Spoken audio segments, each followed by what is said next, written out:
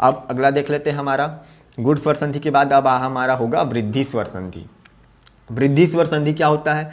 अब देखिए वृद्धि स्वर संधि का अगर हम परिभाषा की बात करें तो यहाँ ध्यान रखिएगा कि अ या आ के बाद अगर ए या फिर ओ आए। अब यहाँ पे एक चीज़ ध्यान रखिएगा कि दीर्घ संधि और वृद्धि संधि में ज़्यादातर लोग भ्रमित हो जाते हैं, ठीक है, क्योंकि दोनों में क्या होता है हमारा स्वर आता है। पहले मैं आपको इसका डायग्राम बना के दिखाता हूँ, फिर मैं आपको समझाता हूँ तो ज़्यादा समझ आएगा। देखो इसमें क्या बोला कि अ या आ के बाद, तो यहाँ पे पहला होगा अ या आ। देखिए जैसे गुण संधि में हुआ ना कि पहला वर्ण हमेशा अ या आ ही रहेगा, वृद्धि में भी क्या होगा, पहला वर्ण हमारा अ या आ ही रहेगा। तो अ और आ के बाद जब भी हमारा कौन कौन सा वर्ण आएगा, या ए ओ और अ, बस यही वर्ण आते हैं। तो ए और ए से क्या बन जाता है, वो ए हो जाता है, और ओ और अ से क्या हो जाता है, वो अ बन जाता है, इस तरीके से, ठीक है। फिर से ध्यान रखिएगा अ या आ के बाद अगर ए ओ अ आता है तो ए का ए बन जाएगा, मतलब वृद्धि हो रहा है। इस तरीके से आज याद रख सकते हैं आप, ठीक है, कि ए के बाद क्या आता है, ए, इन दोनों में बड़ा भाई ए है तो ए बन जाएगा। ओ और अ में बड़ा भाई कौन है, अ है, तो अ बन जाएगा। इस तरीके से आप याद रख सकते हैं, ठीक। तो इस बात को आप ध्यान रखेंगे। अब देखिए दीर्घ संधि के साथ कैसे आपको तुलना करना है। तो दीर्घ संधि का नियम यहाँ पे मैं फिर से एक बार बनाता हूँ। दीर्घ संधि में हमने देखा था कि दो सजातीय स्वर आपस में मिलते हैं, मतलब अ और आ के बाद अगर अ या आ आएगा तभी वो हमारा आ बनेगा। और दीर्घ संधि में हमने देखा था कि हम केवल 3 ही स्वर की बात करते हैं, एक तो आ, दूसरा ई की बात करते हैं और तीसरा ऊ की बात करते हैं वहाँ पे हम। क्यों? क्योंकि लघु और दीर्घ की वहाँ पे बात होती है। तो लघु और दीर्घ दोनों वाला कौन सा होता है, अ ई और ऊ, यही दोनों है ना। अ में अ आ लघु दीर्घ, इसमें दोनों लघु ई और दीर्घ ई, लघु ऊ और दीर्घ ऊ, इस तरीके से होता है। ए में तो ऐसा नहीं होता, ध्यान रखना, कई लोग ऐसा पढ़ते हैं, जो ए है ना इसको लघु ए बोल देते हैं और जो ए है इसको दीर्घ ए बोल देते हैं। तो ऐसा नहीं होता, ये दोनों अलग अलग है, ए और ए। देखो उच्चारण में कितना फर्क है, ठीक है। ओ और अ ये भी लघु दीर्घ नहीं होता, अलग अलग वर्ण है दोनों, ठीक। तो इस तरीके से होता है। देखिए अब मैंने आपके सामने दोनों को लिख दिया, ये ई होगा, उसी प्रकार से ये ऊ या ऊ होगा, तो ये ऊ बन जाएगा। तो यहाँ पे आप ध्यान रखना, वृद्धि संधि और दीर्घ संधि में आप अंतर कैसे करेंगे, इसीलिए मैंने आपको कहा कि आप सजातीय वाला यहाँ पे परिभाषा याद रखना कि दो सजातीय स्वर आपस में मिलकर दीर्घ हो जाते हैं। तो यहाँ पे देखिए दोनों सजातीय मिलेंगे तब वो दीर्घ होगा, दोनों सजातीय मिलेंगे तब दीर्घ होगा, ठीक है। लेकिन यहाँ पे देख सकते हैं यहाँ पे सजातीय नहीं होता है, यहाँ पे विजातीय है ना। ये अ और आ के बाद ए आ रहा है तो ए बनेगा, और ओ अ आएगा तो अ बन जाएगा, ठीक है। तो यहाँ पे विजातीय है तो क्या है, ये वृद्धि स्वर संधि है, आप देख सकते हैं। और दूसरा ई उ री रहता तो ए ओ अर हो जाता है ना, गुण संधि में नहीं है, उसमें ई उ री का मेल होता है, यहाँ पे ए और ओ वाले का मेल हो रहा है, ठीक है। सब एक दूसरे अलग है। आप जब सब डायग्राम को एक साथ लिखेंगे ना एक पेज में, तब आपको अच्छे से अलग अलग दिखाई देगा सब, ठीक, वरना वो खिचड़ी बन जाता है। इसलिए नोट्स आपको थोड़ा बहुत बना के रखना चाहिए। चलिए अब इसका भी हम उदाहरण देख लेते हैं किस तरीके से है, तब आपको और ज़्यादा क्लियर हो जाएगा। देखिए जैसे एक और एक, अब देखिए कैसे मिलन हो रहा है। तो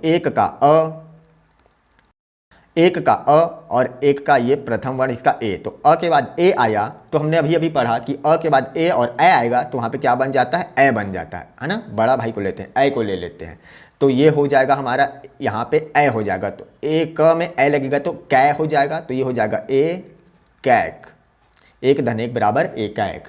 वैसे ही मत धन ए के, तो देखिए मत त का अ और ए का ए, तो देखिए अब हमने पढ़ा कि अ में ए या ए आएगा तो वो ए बनता है, तो देखिए यहाँ पे ए आएगा, तो देखिए त में ए की मात्रा लगेगी तो तय हो जाएगा, तो मत धन ऐक्य तय, तो मतैक्य बन गया। सदा का आ और एव का ए, क्या बनने वाला है, बनने वाला वर्ण हमें पता है ए बनेगा।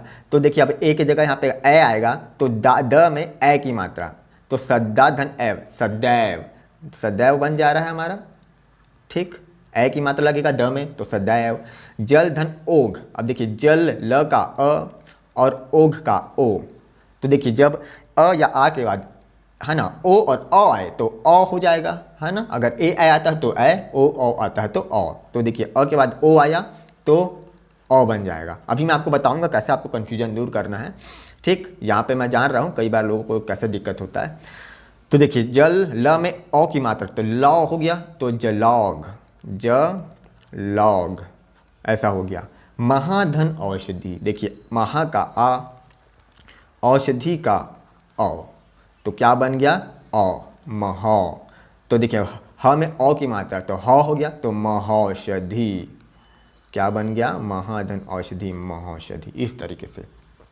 अब देखना, आप एक चीज़ ध्यान रखना कि आपको ना वृद्धि संधि में क्या करना है। देखिए पहला तो पता चल गया कि अ या आ ही रहेगा, यहाँ पे बताता हूँ कि अ या आ ही रहेगा। तो आपको ये जो दूसरा वाला वर्ण है ना, आपको यहाँ पे फोकस करना है कि अगर ए या ओ वाला आपको दिखाई दे तो आप समझ जाना वहाँ पे वृद्धि स्वर है बोल के। ठीक, इस तरीके से ए या ओ दिखे, समझ जाओ क्या है, वृद्धि स्वर है। ठीक, मैं आपको इसका ट्रिक वाला वीडियो भी ला कर दूंगा जहाँ पे हम पढ़ेंगे कि शॉर्टकट क्या ट्रिक है इसका। हम देख के ही पता कर सकते हैं कि कौन सा स्वर और कौन सा व्यंजन है कि विसर्ग है ना, सारे संधियों को हम पहचान सकते हैं। अगला हम देखते हैं अब इसके बाद यड़ स्वर संधि। अब देखो यड़ स्वर संधि का सबसे पहले हम देखते हैं परिभाषा क्या होता है। ये भी बहुत ही आसान है, ज़्यादातर लोग इसमें भी कंफ्यूज हो जाते हैं यड़ संधि, जबकि ये बहुत आसान है। ठीक है, देखिए अगर आप इसका परिभाषा पढ़ेंगे तो थोड़ा सा कंफ्यूजिंग लगता है कि ई ऊ री के बाद कोई भिन्न स्वर आए तो ये सब ऐसा ऐसा ऐसा ऐसे हो जाता है। देखो मैं आपको इसको ध्यान पहले समझाता हूँ। ये कहना चाह रहा है कि अगर ई ऊ या फिर री के बाद अगर कोई भिन्न स्वर आता है, अब देखिए भिन्न स्वर का मतलब क्या होता है कि सजातीय स्वर से अलग। देखिए एक सजातीय होता है, दूसरा विजातीय, विजातीय को ही वो बोल रहा है भिन्न स्वर। ठीक है, तो अब देखिए ई उ री आएगा। अब ई में या तो वो लघु ई हो सकता है या दीर्घ हो सकता है, तो हम इसको लघु और दीर्घ दोनों कर देते हैं। ठीक है, तो ई उ री के बाद अगर कोई भी स्वर आता है, ठीक, अब सजातीय आएगा तो सीधी सी बात आप समझ जाओगे, सजातीय आ रहा है मतलब वो क्या है, वो तो दीर्घ संधि बन जाएगा। लेकिन अगर कोई और स्वर आया, जैसे ई के बाद अ आ गया या ऊ आ गया, ठीक, ऊ के बाद अ आ गया या ई आ गया, है ना, तो यहाँ पे हो जाएगा विजातीय। तो यहाँ पे मैं लिख देता हूँ विजातीय स्वर। ठीक, इस तरीके से कि अगर ई ऊ और री का मेल अगर विजातीय स्वर से होता है तो वो क्या बन जाएगा, तो वो हमारा बन जाएगा ई का हो जाता है य, याद रखिएगा य हो जाएगा, ऊ का हमारा हो जाता है व, और जो री है, री से हमारा हो जाता है र। तो सामान्य भाषा में एक लाइन में बोलूँ तो ई उ री का य व र हो जाएगा। ठीक है, ई उ री का य व र हो जाएगा। ठीक है, तो देखिए ये इसी चीज़ को यहाँ पे परिभाषा में बताया था कि यदि ई उ और री के बाद कोई भिन्न स्वर आएगा तो ई उ री का क्रमशः क्या हो जाएगा, ए ये यहाँ पे है ये होगा, ये कैसा लिखा हुआ है ये हो जाएगा व, और ई का ये र हो जाता है।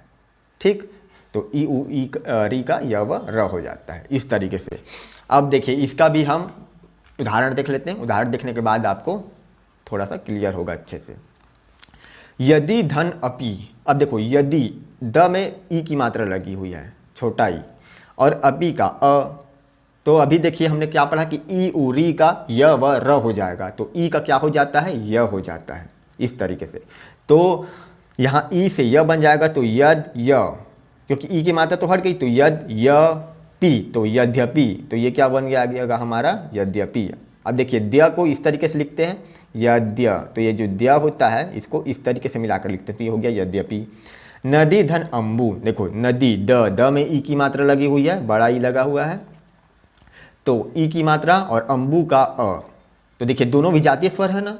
ठीक, ई के बाद अगर ई ही आ गया रहता तो वो तो दीर्घ बन जाता, यहाँ ई के बाद अ आया, विजातीय आया, तो हम देख सकते हैं कि ई उ री का य व र हो जाता है, तो ई का क्या हो जाएगा, य हो जाएगा, तो ये बन जाएगा न द के बाद क्या लग जाएगा य, तो नदी धन अम्बु, नद्यम्बु, तो ये हो गया नद्यम्बु। देखिए ये बन गया। अति आचार, तो अति का ई, आचार का आ, तो क्या बन जाएगा, ई से हमारा बन जाता है य, तो अति धन अजार त य त्य, तो अत्य आ, अत्याचार, ये हो जाएगा अत्याचार, ये हो गया। अत्य में य लग गया तो अत्य, और आचार तो अत्याचार।